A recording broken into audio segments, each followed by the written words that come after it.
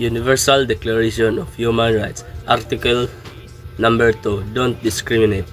This means that every human being, regardless of their race, color, sex, language, religion, political opinion, nationality, social status, birth, or any other difference, must be treated equally and fairly. No one should be denied their rights simply because of who they are or what they believe in. In this article, it promotes equality and fairness.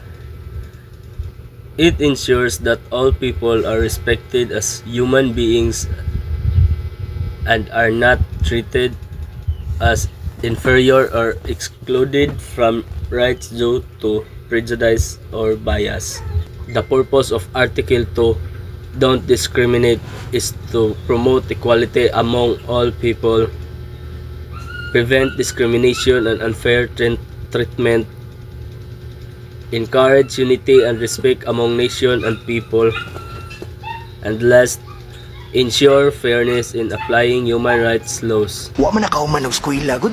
Wa man nakagraduate bisag high school uy. Bisag diploma sa college wa guro na. Why grado? Discrimination sa mga wala nakahuman og eskwela. Diplomas don't define your future. And a college degree don't totally define us as a person, right? Here's the thing ba mga ward. Dapat yung kuyatag ninyo. Sometimes, a school system is a trap. Here's the thing why. Sa una, mao niya itong cellphone.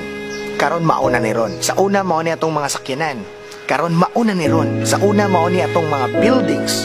Karon mauna ni ron. Pero sa una nga mao ni atong classroom, nganong mao pa man gihapon ni ron. Di na ko na dapat i-explain dia further kay basig na ako yung mga tumban or unsa akong mabangga, but nakita niyo ang school system guys. Siguro na improvement pero like gamay lang guro. School system is different sa education system. Stop discriminating people nga wala na kauman ng eskwela. Because life isn't all about those grades and diplomas. Di diha basihan ng kinabuhi sa pag-asinso. Do we need a degree to be successful? No. Unsay basihan sa kinabuhi? Diskarte. Some people are good at school while others are good at life.